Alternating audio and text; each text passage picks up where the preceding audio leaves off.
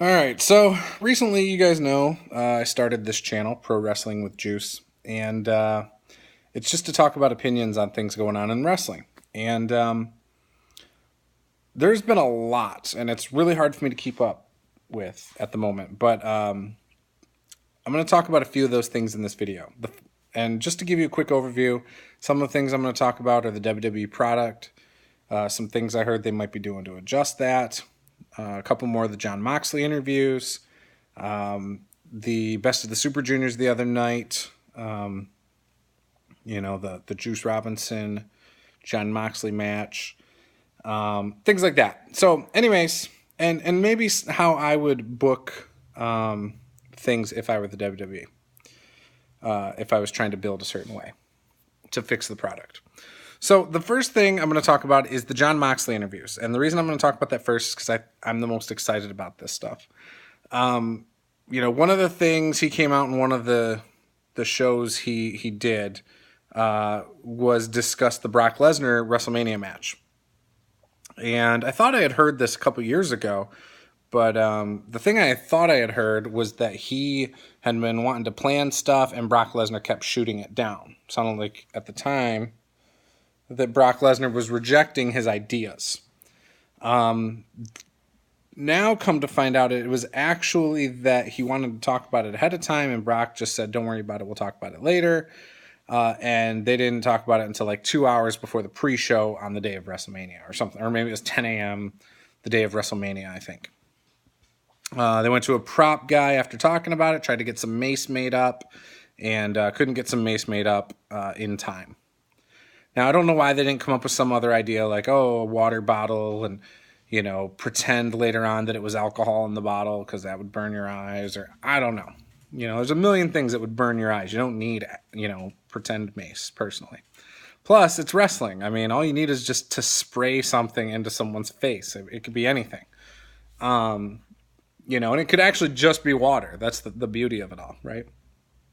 So, maybe he puts water in his mouth before he comes out to the ring and then sprays it in to start the match. That would work fine. And nobody in WWE does that. It's not like you have Tajiri there anymore or anything like that. So it's not like anybody would be pissed that he's stealing their gimmick. That was a match I really looked forward to. I thought that adding the hardcore element, Mick Foley giving Dean Ambrose at the time the barbed wire baseball bat, I really expected a lot of those things to be incorporated, and it really wasn't. It was just a typical Brock Lesnar match, and was really disappointing. So I understand his disappointment with that. A couple other things that came out is he said that he would love to go back on the Stone Cold podcast, only this time they could talk about anything. Said that he was blindsided by the questioning, considering he said that he didn't want to talk about his family and things like that, his family life, because they couldn't defend themselves. I thought that was a very noble thing to say, that he wasn't going to say anything like that when the people he would be talking about didn't have a platform to express a defense or their point of view. That was, I thought, pretty interesting. I think that was the Wade Keller interview, too. But there was that. The other thing is Ryback had a guy on his show talking about, I think it was the guy from Pro Wrestling Sheet or whatever. And that was an interesting conversation. I think Ryback interviewing Jon Moxley would be really interesting. They both live in Vegas. And I think when you have two wrestlers who wrestled around the same time and know each other and they do a podcast, some of the best stuff comes out. A lot of behind the scenes stuff that you never hear about, things like that. And so I think those two, because they also just tell it how it is and aren't worried about backlash, I think it'd be awesome to hear what they have to say together. Especially since I think they are kind of friends, So yeah, anyway, so that's some of my thoughts there. I can't wait. I hope he goes on the Stone Cold podcast again in like a couple weeks. I know Stone Cold has been on hiatus with that. I think that would be one of the most interesting episodes because then Stone Cold can be like, he can basically say like, yeah, I was told to ask you about this or not. Maybe it did come from Stone Cold. I don't feel like that came from Stone Cold, especially considering WWE producers were the ones asking him beforehand about his family, and he said he didn't want to talk about it. So I think that the producers put Stone Cold up to it. And it sounds like that's what Moxley believes too.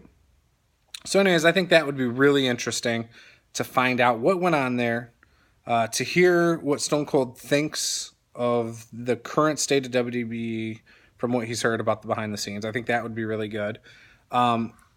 So I really am looking forward to when that happens. So the Ryback podcast with Jon Moxley, if that happens, would be good, and the Stone Cold one. Beyond that, I'm not. There aren't any podcasts coming up that I want or I'm like anxious for. I think Sean Spears, also known as Tye Dillinger, Perfect 10 from NXT days and WWE, I think he might have some interesting things to say too, but I haven't heard that he's been coming out and saying anything negative. So he might be trying to keep that door open to go back to the WWE someday.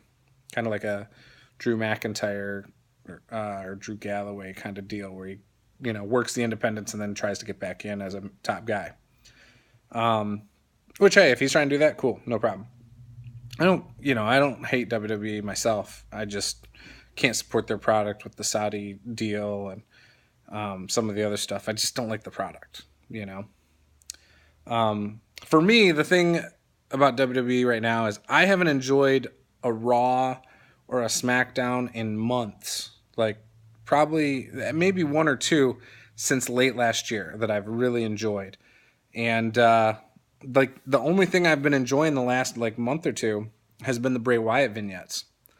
That I thought was really good. And the things that WWE, in my opinion, needs to do is long-term storytelling. They don't do that. They treat wrestling fans like we have amnesia and we don't watch every week and every show we can. But the problem is, wrestling fans are diehard fans. We really are. We are a special group of people. We enjoy and put up with a lot more than what we should, I think.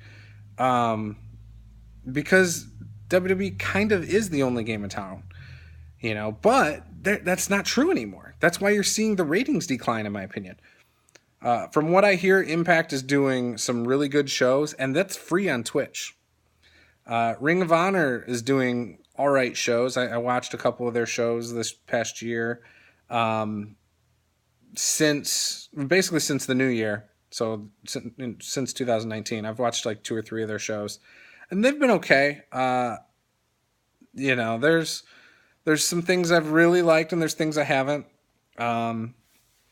But the Madison Square Garden show, I think all the New Japan stuff on that show was actually pretty good. The Ring of Honor stuff, some of it wasn't, in my opinion. It was just I thought when they were trying to do the Enzo Cass Briscoes thing was what the hell are they doing?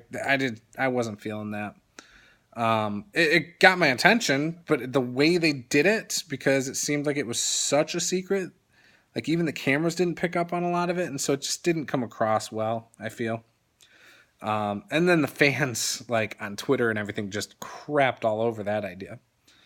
I still think when you do that, I think you need to follow through and finish what your original plan is, but quickly shift away after, So we should have got a Briscoes Enzo Cass match. I don't think we did.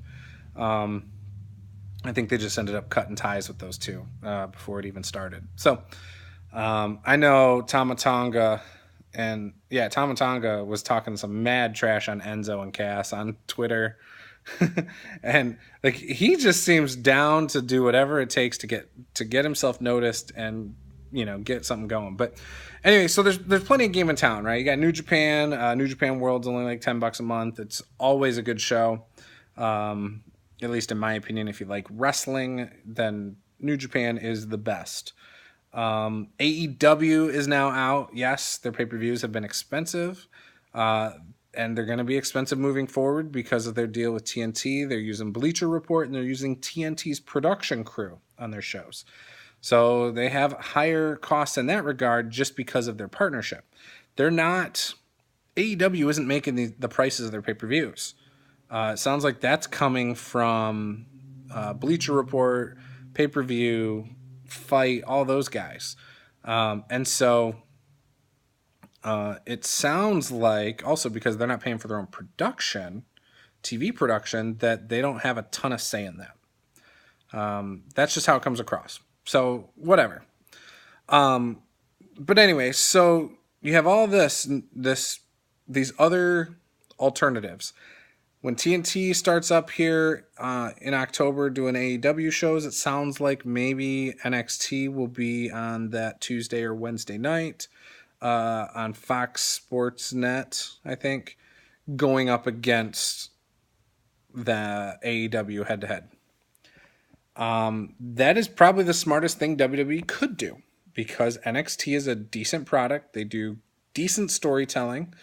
They do some long-term booking. They are very wrestling focused. So that makes sense. AEW is also that kind of thing, but AEW is 2 hours. Is NXT going to go to 2 hours? If they do, that might be pretty interesting. So I'm curious to see how that goes, but I think we're going to get an NXT AEW war in this fall. And I'm kind of excited about that. Rumor has it and back to the whole long-term booking thing. So WWE has not been good at long-term booking. For example, they used to be really good at having feuds and rivalries over the course of many years. You know, think of like Rock, Stone Cold Steve Austin. They had 3 WrestleMania matches over like 6 years or 5 years, something like that. And it was really well done. You had Triple H and The Rock, who has always kind of been a rivalry. That does not mean they have to be in a program constantly together. But like, for example, a couple years ago, you had Braun and Roman Reigns, right? And that went on for a while. They weren't always fighting each other. They still went on to do other things and have their other matches. The WWE feels like when 2 guys are in a storyline, they have to, on every show, there has to be some kind of interaction with them. And I don't agree with that. If WWE right now is trying to build to a WrestleMania, Braun Strowman versus Roman Reigns for a undisputed WWE title, say they merge the 2 belts, right? And get rid of the brand split. If WWE was doing that, you would most likely either not have any interaction from now until Royal Rumble, or you would have an interaction almost every week, whether it's a video package or running in on each other's matches, tagging up against each other, tagging up with each other. And it just becomes like, we get it, It's repetitive because of how they do it. I don't think you have to do it that way. You could still have mini storylines leading up to it that have some interaction that leads to it, right? So you could have like a Seth Rollins, Roman Reigns tag team right now in June. And it's Roman Reigns accidentally Superman punches Seth Rollins in a match, right? Sets up some distrust, but nothing like, nobody really believes it, and they don't even believe it. Like, they have a little bit of a talk about it the next show, but ultimately they're fine. They team up that night, they win, no problem. That goes on for another 2-3 weeks. They go into the pay-per-view for their singles matches. Seth Rollins defends his title against whoever. Roman Reigns does his own thing, right? Then, in the meantime, you've got Braun Strowman and Sami Zayn feuding, right? And maybe Sami Zayn gets like a mouthpiece that serves as like a enforcer for him to give him some credibility. Maybe it's Kevin Owens, right? So in this time, maybe Braun Strowman and Roman Reigns come face-to-face backstage one night. And maybe Braun Strowman says, "Where's Sami Zayn?" And Roman Reigns says, "I'm not your lap dog," or something like that, because he's the big dog. Braun gets pissed off, pushes right through him, right? Nothing. No real fight or anything, just sets up some animosity a little bit, right? Again, really subtle. They go another couple weeks without any real interaction. Next time they have an interaction, maybe it's a tag team match. They get put together. Maybe it's Roman Reigns, Seth Rollins, and Braun Strowman, right? All teamed up against Bobby Lashley, Baron Corbin, and Sami Zayn, or something like that, right? Kevin Owens gets involved, whatever. Point is, something happens in that match. Maybe Roman Reigns spears Braun Strowman by accident, and maybe he accidentally Superman punches Seth Rollins. Or maybe he spears both of them by accident. Maybe they're both holding, a couple of the guys they're fighting against. Those guys move, and then Braun Strowman and Seth Rollins get speared, double speared. That now sets up a number one contenders match next week between Braun Strowman, Roman Reigns, Bobby Lashley, Baron Corbin, Sami Zayn, Kevin Owens, whoever. You got a bunch of guys. And this is going into SummerSlam. In that match, Roman Reigns wins with a pinfall on Baron Corbin or something. Or Sami Zayn, right? Braun Strowman was outside of the ring at the time, so he doesn't look weak or anything like that. Maybe Braun Strowman had a spot in this match where he dominates and just unloads on three of the guys, right? So then you get Seth Rollins, Roman Reigns at SummerSlam. Roman Reigns wins. Roman Reigns goes on and has to defend against Seth Rollins the next month. Braun Strowman's music hits. He comes out, and Roman Reigns beats Seth Rollins by DQ, right? That basically cost Seth Rollins his thing. So now Seth Rollins wants Braun Strowman for revenge. At Royal Rumble, they fight in a match. However, they're both in the Royal Rumble match. Braun Strowman goes on to win the Royal Rumble and beat Seth Rollins that night. Elimination Chamber.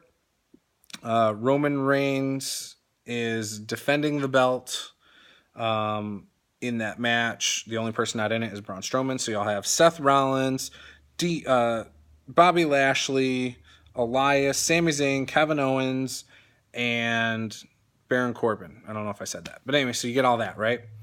They all fight, and Roman Reigns wins. Say he was the sixth, and say he was the first entrant, right, or something, so that he can look real strong. Braun Strowman has a match that night against somebody. Who cares? He goes on, dominates, right?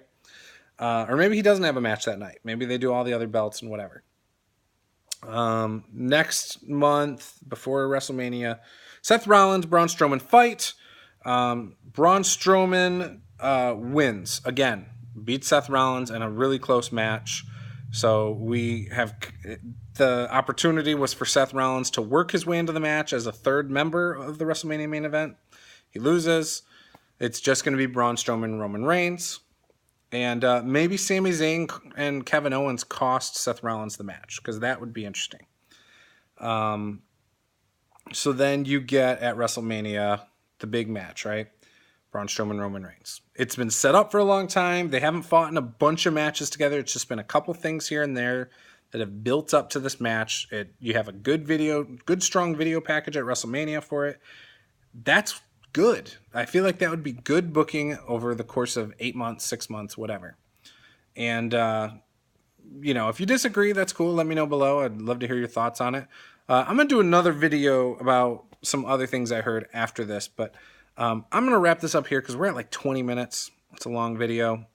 Just how I would probably, I guess it's not even how I would book it. It's just how I wish WWE would think about booking. That's a long time to be leading up to one match, and there's a lot of people involved in that, but it keeps a lot of your top guys involved.